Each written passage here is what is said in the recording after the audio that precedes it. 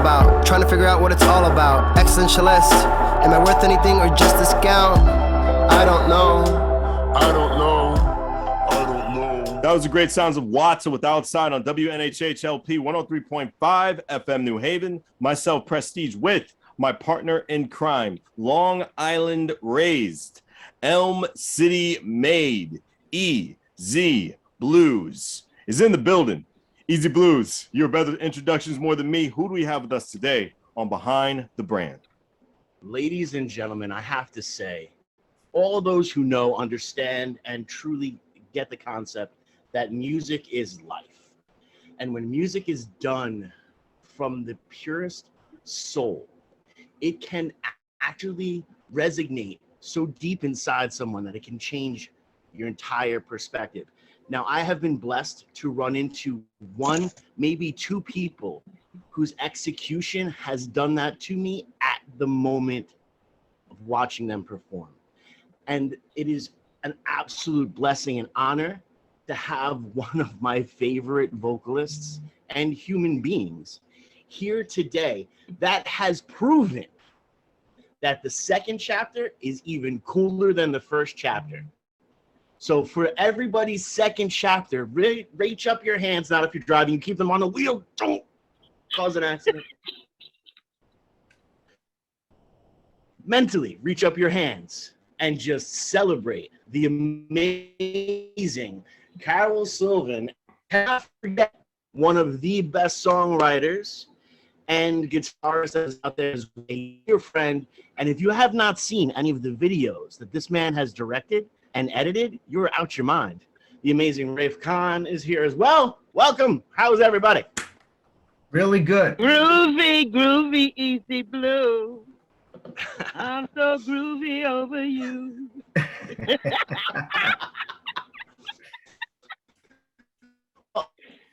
That was quite an introduction. I love it. First time you guys are together. Well, it's good. You both have been on the show separately. This is the first time you guys are here together.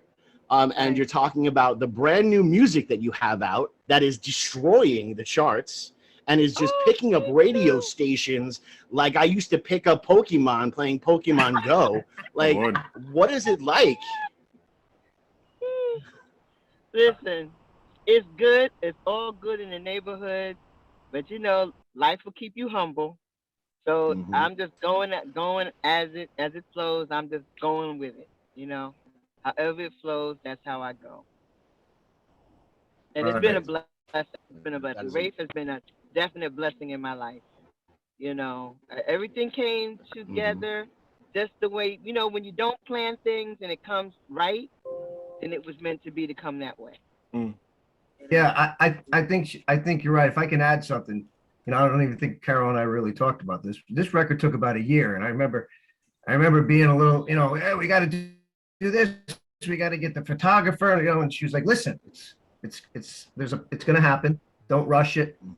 And we took our time, making sure that all the mixes and everything were the way we wanted it.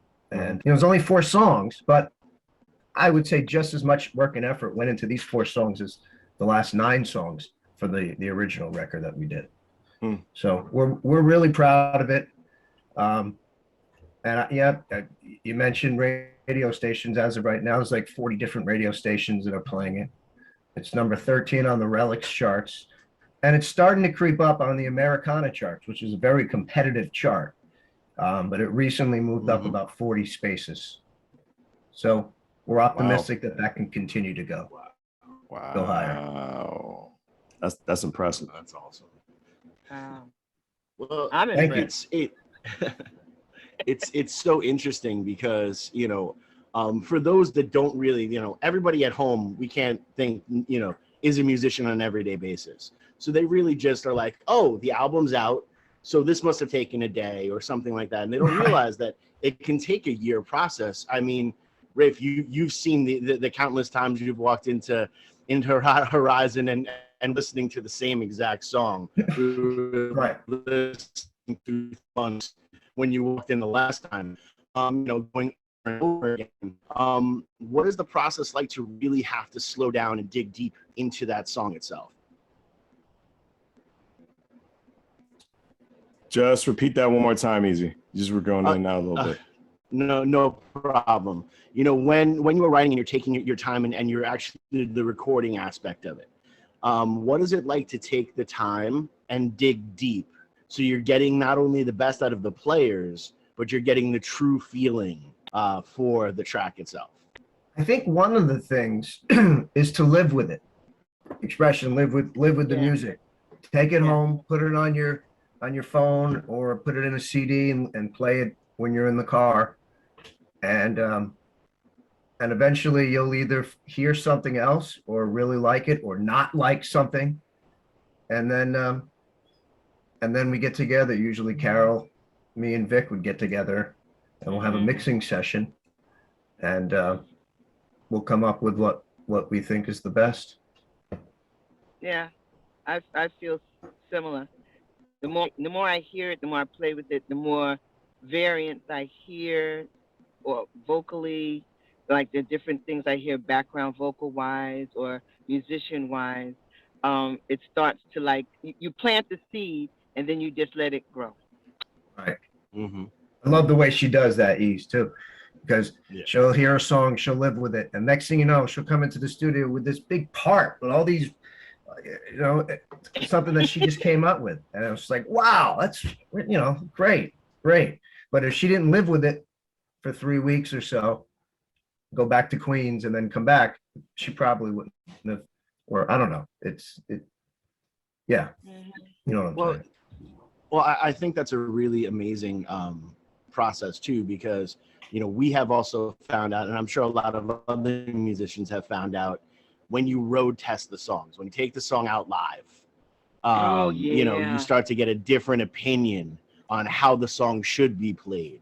Or, you know, there was a particular feeling that one night, and you have to remember exactly, you know, how you evoked that spirit, as to say, in the Penguin world.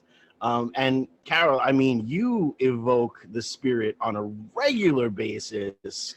Many times, I'm not sure when I see you if I'm at a worship service or I am just at the amazing Cafe 9. Either way, my hands are up and I'm praising things left and right. You know. You know what it is, Easy? It's, I listen.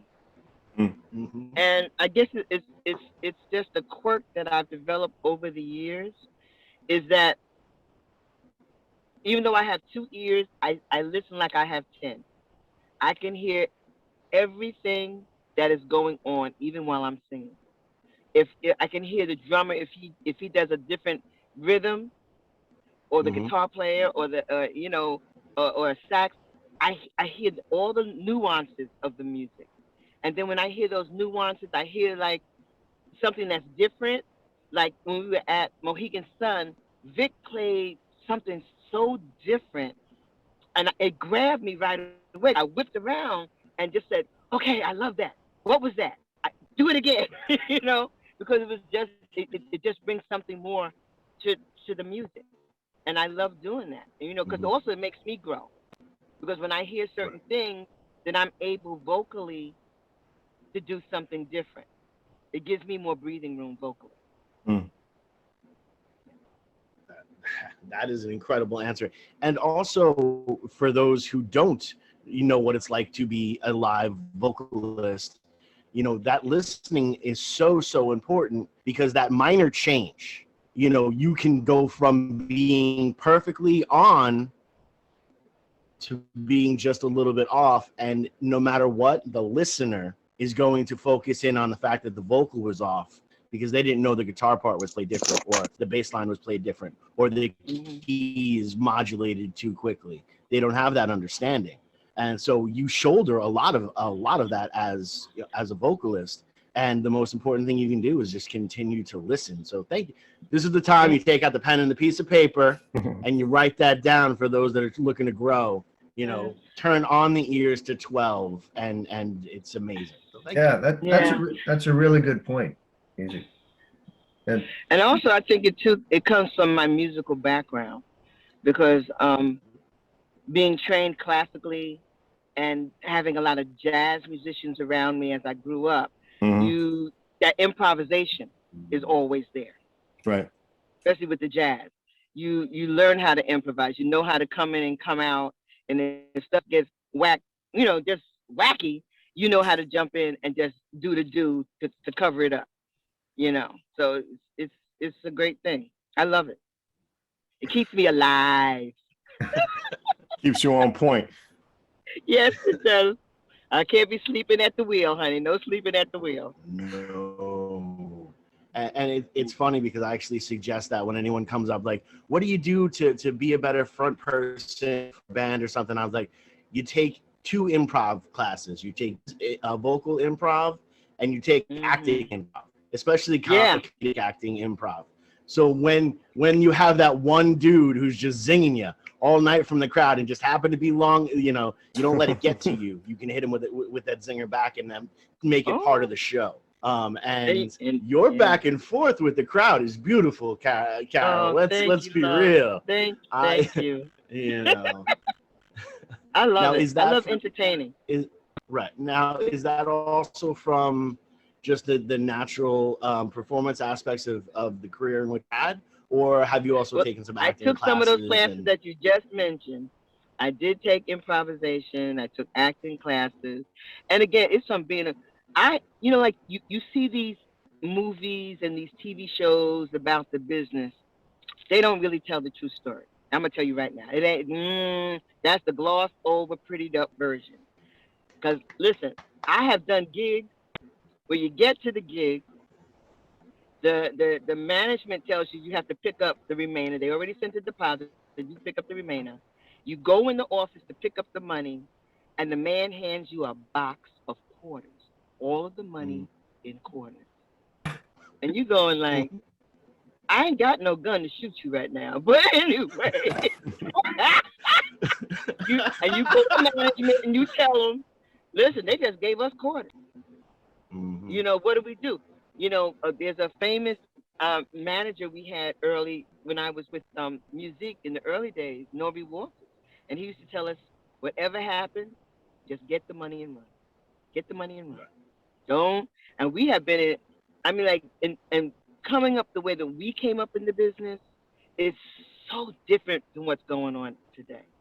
It really toughens you up. These people out here today, they can't do 31 one-nighters in a different town every day. Traveling with, you leave your main stuff at the hotel and you just take enough of your costume to change in each place.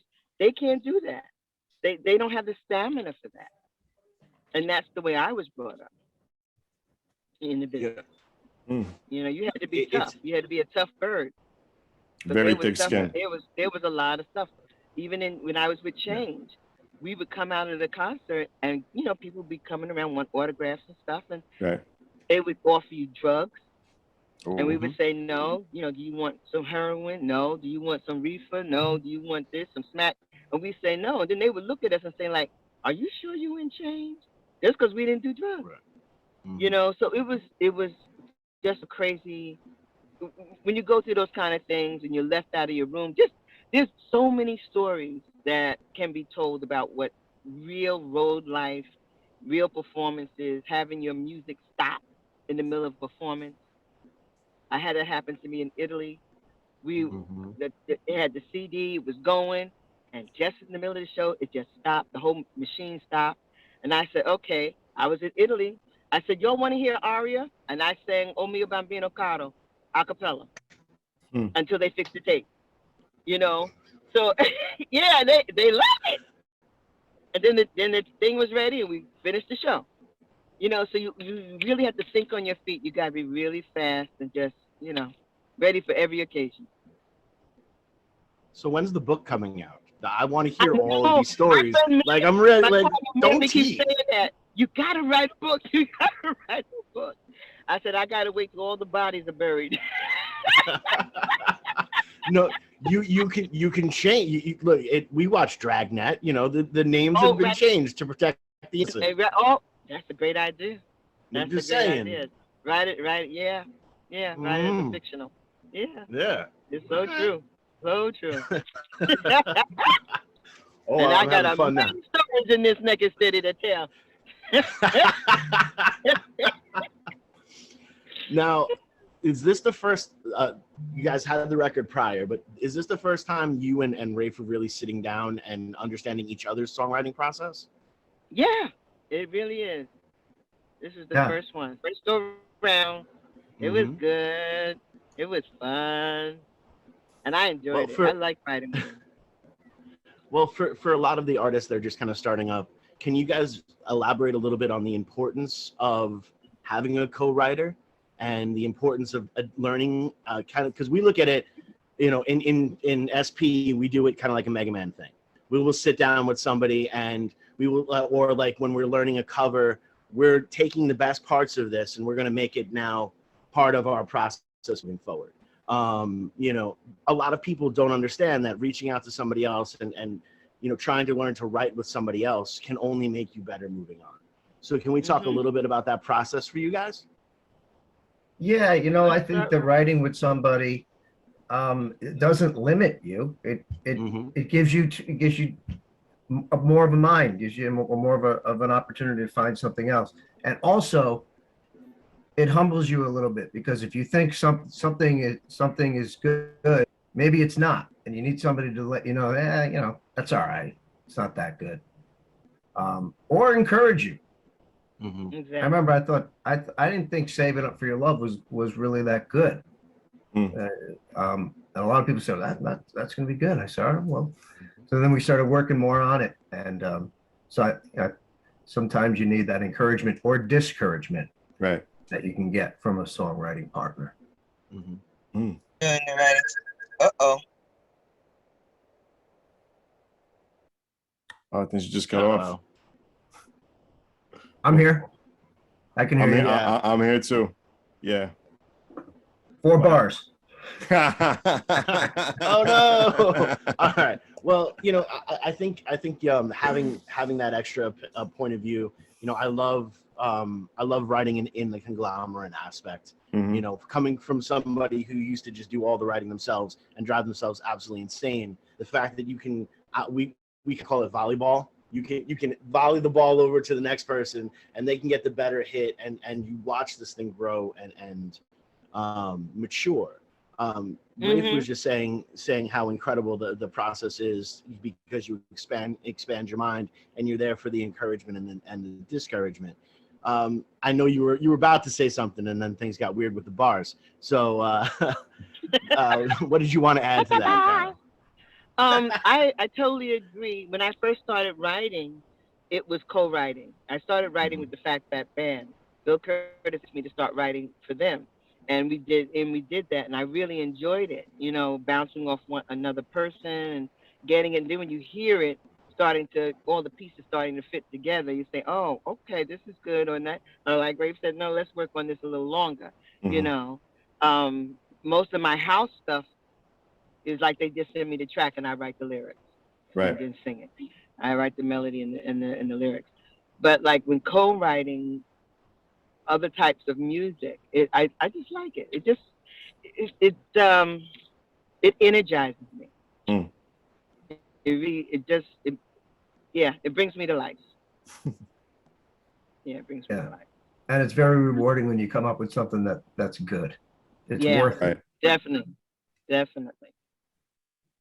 No, I think it's one of the most incredible things when you get to look over and you see like your writing partner eyes kind of light up, like you know you Mhm. hit it. You know, we talk Right. about it with SP Yeah. when one of us gets the thumbs up from the bass player, we know that we did Mhm. something right that day. You know, not that we all wait for the thumbs up for the bass player, but we kind of do. I'm Because just saying. I got to do something going on. Hmm. I was doing something with another group, and we were doing this TV pilot, and my partner told them that I had some music coming out, and could I, debut the music there? And I called Rafe. I said, Rafe, get me a TV track. I'm gonna do something going on. And he said, Hmm. you sure? I said, yeah, yeah, yeah. They're giving me a spot. They're giving me a platform. Let's try out. And I sang the song for the first time, and I was amazed at the reaction that we got. Mm-hmm. You know, everyone there in the studio, when is the song coming out? We love the song. The producers of the show, they love the song. You know, Mm-hmm. so it was. That's when they say, that's when you feel that stamp of approval. You know, Mm-hmm. when you pull it out for the first time and you see that reaction. You know, and live it was the same thing. We did it with the band, and then Saving when we did it with the band. Is yeah, we had a great reaction at the bitter end on that song. That's the first time we did it live, and we did it live. I didn't rehearse with them. They rehearsed in Connecticut. I Mm-hmm. stayed in Queens, and we put it together and hit the stage, and it was beautiful. Mm-hmm. It was a beautiful thing.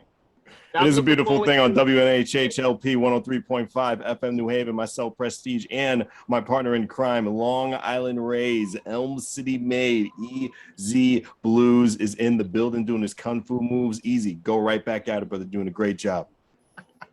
Well, no, it's. I love the fact that as this happens, you're talking about debuting it live because big drum roll. No bang on anything. We don't want to mess with the sound, but this Friday, today, you guys are going to be at the historic Cafe 9 in New Haven, taking this album, some of these tracks, to Cafe 9 for the first time since this record has been released.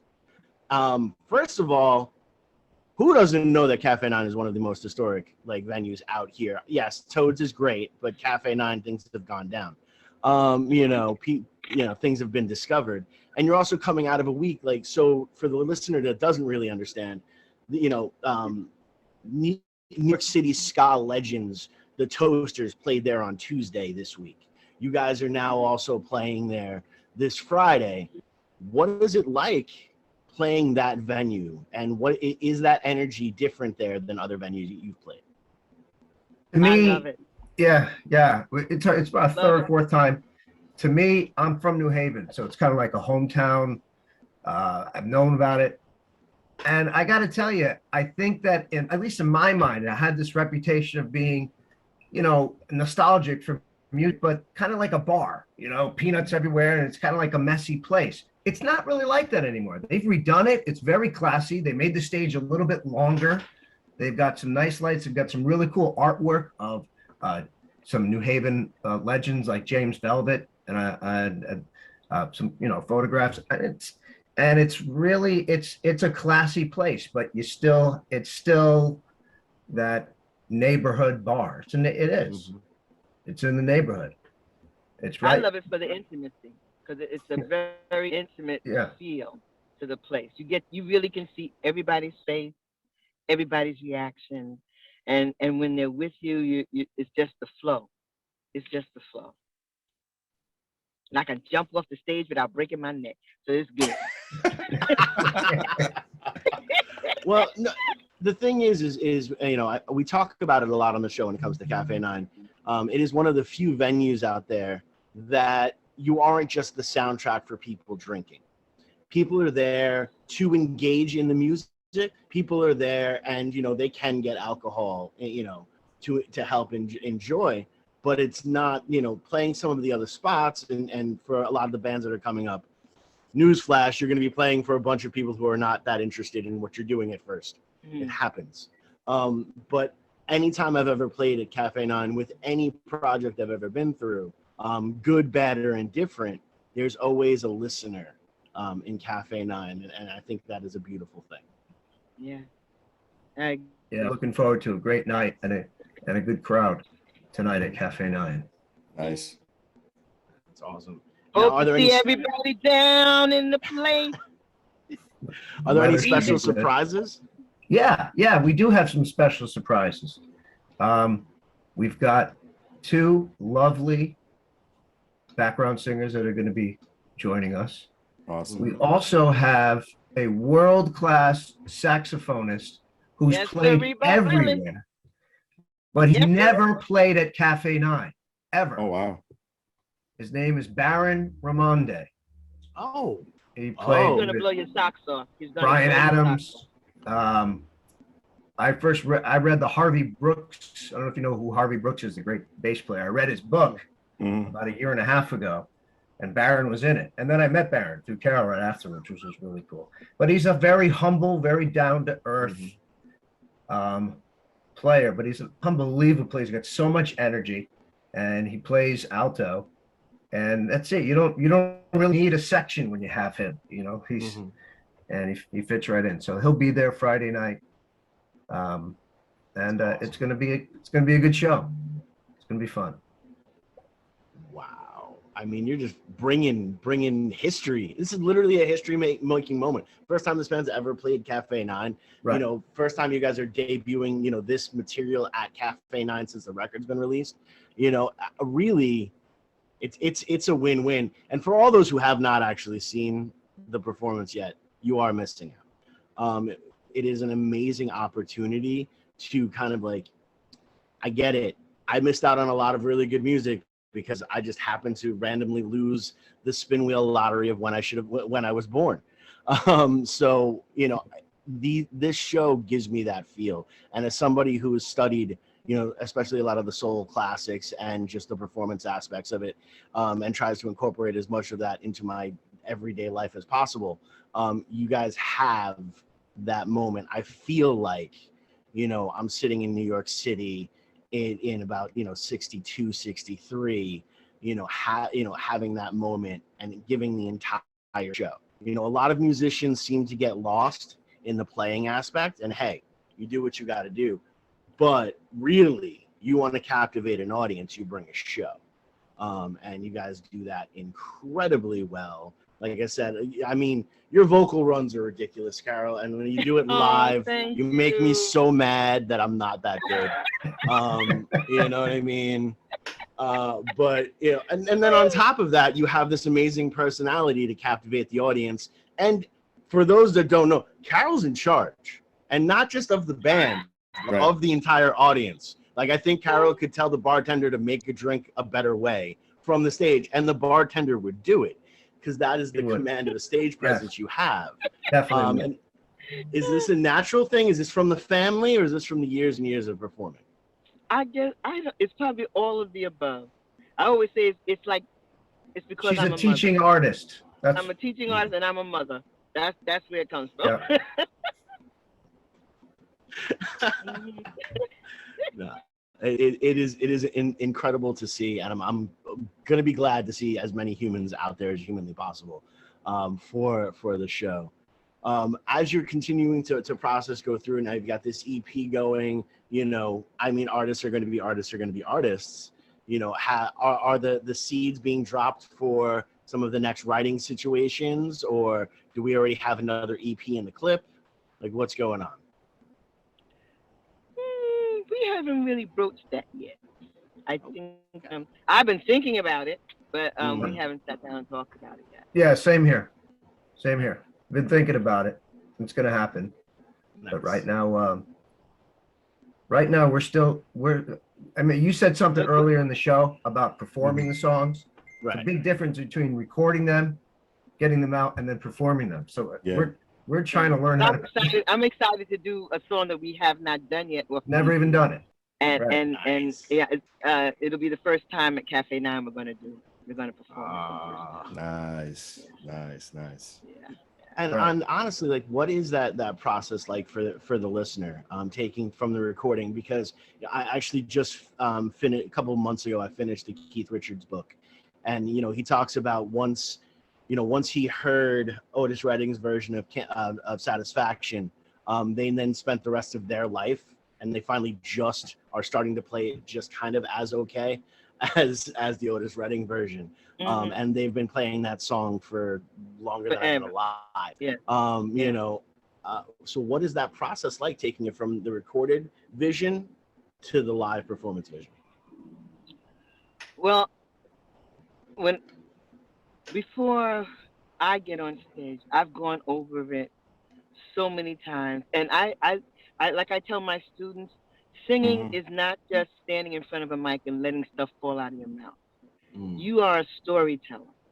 And so every song I approach it as I'm telling a story to the audience, and I want my audience to be in on the story from the beginning to the end. And as I'm rehearsing it in my head or singing it, rehearsing it that way, I'm seeing all the different scenarios of a song. Like I did Charlie's I Still Love You Anyway. And I've come up with another concept of the song because I usually do it as a man woman thing, but it also could be a child of abuse. If you listen to the lyrics, it could be that you can play it from that standpoint. There's just so many different things, and I the more I play with the song, the more I see all the different scenarios a song can come through, and depending on my audience is how I will execute that. Mm-hmm. Rafe, anything to add there, or was that just so perfect? No, that was great. Yeah. That was great. Well, the difference is, it's almost like learning the song over or learning in a different way and hearing it in a different way.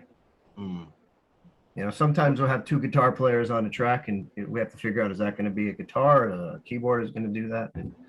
But once we get to it, like you were saying, once you get to it and you get it down, then you get good at it. And I feel like we're that way with Carole's album Love, most of the songs there. And I would get like that with this one right here. Something going proper on. placement. There's Proper something placement. going on. But that is the Shining goal, light, and it's so interesting, actually, Carole, that you spoke about looking at the songs, the stories from a different point of view and a different perspective.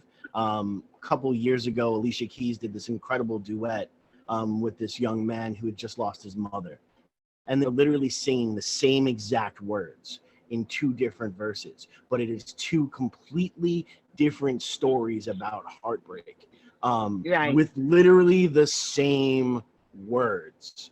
So when you can master that aspect, it is just next level, and I guess welcome to that level. Can you leave me some breadcrumbs? I'd like to get there at some point in my life. You already there. Get out of here. Go for the ride. The audience needs a fool. Go for the ride. I'm telling you, go for the ride. Be in, and be into the music. Feel the music. Let the music course through you like your blood goes through your veins. Let the music do the same thing. Let it just course through you. Feel the flow of it, the heat of it, the electricity of it. Just feel it, and you can't go wrong. Amen. Hallelujah. Please leave the donations in the tithing bowl on the way out. In harmony and melody to all. Amen. Yeah. What it is. That was a sermon. Carole, have you ever performed with any one of your students on stage? No. But one of my students, wait a minute, honey. Let me tell you about one of my students. Talk to me. Her name is Cole Williams. Okay. I taught her for a while. She would come. She lived in Brooklyn. She would come to my house in Queens, or I would go to her in Brooklyn. I turn on the TV. My girl is on NCIS New Orleans. Wow. And now she's like a big time artist down there in New Orleans now. I'm every time I see her doing something, I just, Mama. So yeah, Mama Carole. We still stay in contact. I had another student that I used to teach. I had a gig in Germany. Wow. And I couldn't go. I think I was pregnant with my daughter at the time. So I couldn't go. And I sent my student over there. She never came back. She went over there. Oh, wow. She's a big concert artist. She married a German doctor. She has kids. But she did well. You know? Good for her. Yeah, Good for her. Yeah. Wow. So, but to perform together with them, no, I haven't done that yet. But maybe one day. In the foreseeable future. Something to look forward to. I love it. How's a German audience different from a United States audience? Honey, they start drinking at 9 a.m., so they kind of loose. They're good. Let me tell you, Right. they're good. So you know what it is, and it's not just Germany. It's everybody on the other side of the water. On the whether you're going Pacific or whether you're going Atlantic, Mm. they have a real, honest appreciation for the craft, Right. for the music. They Mm. don't care what you look like, how Mm. old you are, as long Wow. as you are executing the craft the way it should be done. I did a gig in Japan. I was doing house music. I had a couple of songs out at the time. And I came down, I started the show a cappella coming down this staircase. And I heard this humming noise. And I couldn't figure out what it was. I hit the stage, the music kicks in, and then I realized what it was. Everybody I'm talking about Japan, everybody was singing the lyrics to my song. Wow. It freaked me out. I was like, I almost stopped singing because I was like, wait a minute, they know my lyrics. They know the song. You know, these were songs that I wrote or co-wrote, and I'm like, what? It blew my dust. It just literally blew my dust. So they study, they Yeah. listen, they're there, they're there. Whatever you do, they are there, and it makes an artist feel so appreciated. It really does. So Preston, we're man. gonna move this show overseas. I think So that's if Mike Jeremiah, live if you're listening, overseas. book our That's next another gig in My Japan. That's passport is another good. My topic, Easy. passport's That's good. another topic. just saying that we'll be appreciated. Yeah. Go live in Japan. And New Japan Pro Wrestling. We'll watch it all the time. It's fun. Yeah, No. and Amsterdam is hot now. Amsterdam is hot. Oh, You know? I'll never Amsterdam. come back. Yeah. It's hot. Yeah.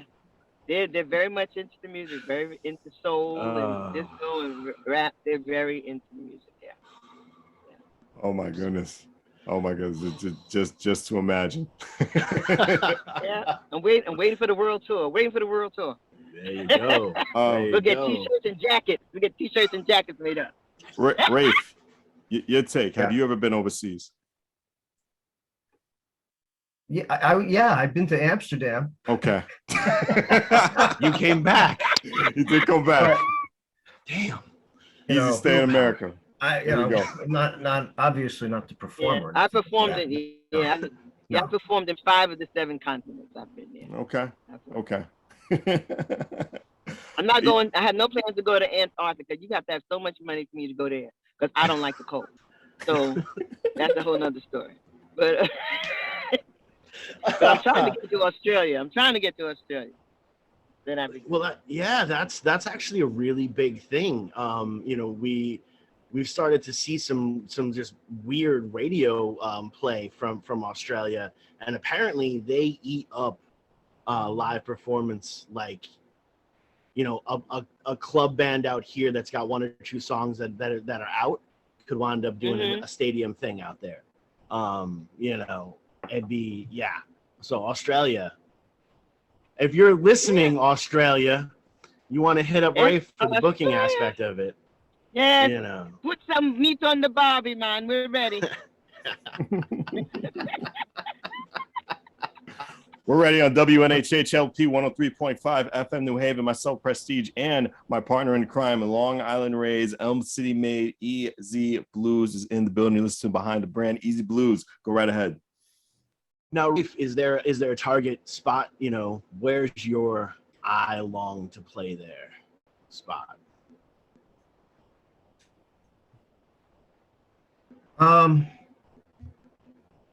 Maybe that place out in Red Rocks, Colorado, the amphitheater. Mm-hmm. I think that place looks amazing. Yeah. But I don't know. I haven't really thought about it too much. You know. Coachella. I know tonight we're going to be at Cafe 9 in New Haven, Elm City, and we're very much looking forward to that for sure. Nice. Definitely. Nice. Yeah, it's always a fun. I have a ball at Cafe 9. I really do. What was it like actually playing with everyone's favorite producer, Vic, but also playing Mohegan Sun? What was it like for that? Good question. I can't even.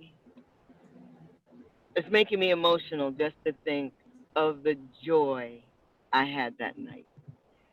It, having Vic there, but not just Vic is at every one of he's never missed one of my gigs, not one. Mm-hmm. But to have him on the set, on the drums, being a participant in a night that was so special to me, Mm-hmm. I am totally speechless. I don't have words for it. I really don't have words. And it was that night. I'm telling you, it was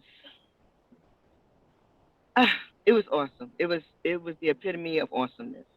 I felt so good, so relaxed on that stage, and just loving it. And the people that got up to dance, and people were like just um, communicating and just vibing with me. It was everything. It was truly everything. Yeah, I agree. It was a really good gig. Everything from the lighting to the Oh, the staff sound. and the sound. Yeah, yeah. The equipment that they must use there is top-notch equipment, better than any of the equipment in any other the clubs that I'm used to playing in. So I don't know if it was just the sound, the room, or if the band played really well. Probably a combination of all of that. But it was just it was a great. It felt great, Right. and I was able to hear everything. But Yeah, it's tough to hear that, and easy, being on stage. What you're hearing on stage can be totally different than what the mix is. audience. Why you need a good sound man. But here, because of the equipment, I was able to hear every single instrument, every single singer. It was great. It's Mhm. it's interesting Yeah. that you say that because I now have sound people like during sound check lead me out into the audience with the microphone. They're like, because you're going to be out here for the majority of the time anyway. I don't know why you're standing on the stage to get a sound you're not going to listen to. Because I don't pay attention to where I'm supposed to stand very well. I don't follow rules very well. So they're like, oh, don't go stand at the bar while you're singing this verse. I was like, don't, or you said I can't. Because if one feels like a challenge, and I'm going to try that, it happens. But, we're starting, obviously, to wind down just a little bit of the show itself. Want to really get into the particulars, where they're going to be able to find you tonight. So let's talk up the gig just a little bit more. And also where they can kind of get in contact with both of you. Carole, I know that you also have, the teaching and stuff like that. So if anyone would like, some lessons from the amazing Carole, I'm sure there's an email we can talk about. And Rafe, I don't know if you teach, but if you'd like to, we can, start, we'll take 10%. If you start doing this now, we take 10%. I'm a student, Easy. I'll always be a student. Word, that's awesome. Yeah, same So here. let's talk a little bit, tonight, Cafe 9, what time the doors open? I think the doors open at 8. The Okay. show is going to start at 9. Perfect. And we have New Haven resident, but an international blues touring act, solo. The one and only Rocky Lawrence will open the show. Play some acoustic blues. Everybody loves Rocky. Nice. And shortly after that, we'll take the stage. And not only that, but you're also, like I said, you're debuting the new songs from the new EP. Where can people find the new EP? Because they want to listen to it. What is that? On all the music platforms. Spotify, Amazon, iTunes. However you listen to music, Yeah, that's where there you it'll go. be.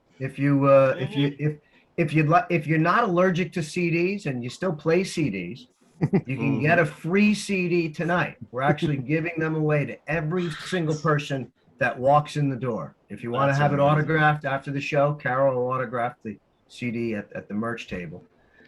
But if you'd like to hear the music right now, go to iTunes, Spotify. It's called Something Going On, Carole Sylvan. It's a 4-song EP. and it was released July 11th, and it's out there. Check it out. Okay. Mm-hmm. Now, how can people get in contact with either of you in the nice professional way, not the creepy, way that Yeah, Rockwell yeah. says? 'Cause I got a lot of creepy callers these days. I got you.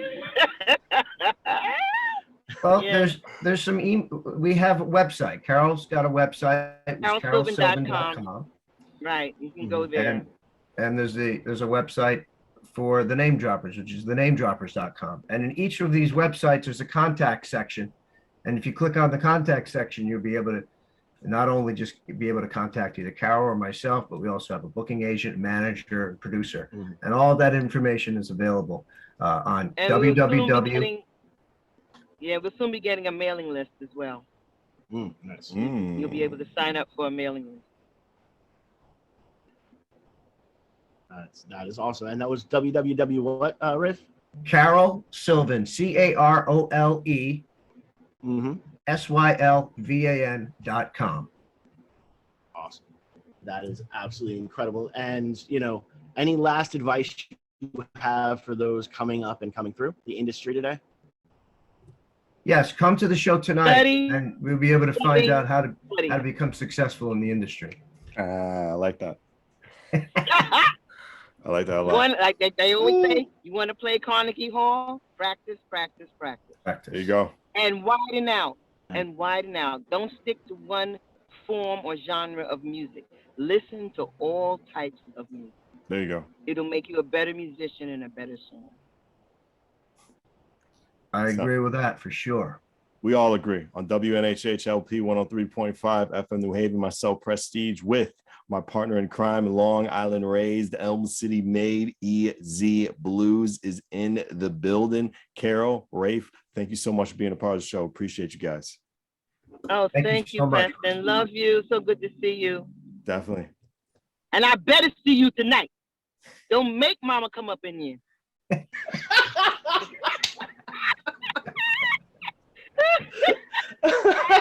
This has been Behind the Brand. Thank you, everybody.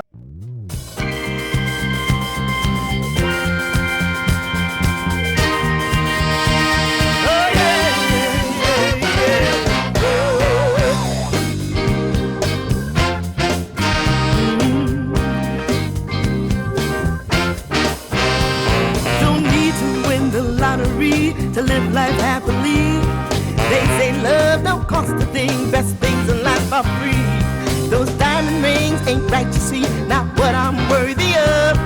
You're the only one for me. I'm saving up for your love. Said I'm saving up for your love. Said I'm saving up for your love. Said I'm saving, baby. Saving up for your love.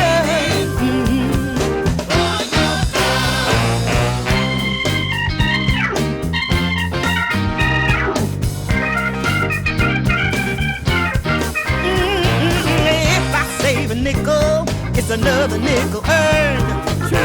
Don't come easy, child. That's the one good thing I've learned. They say that time is the money. Oh,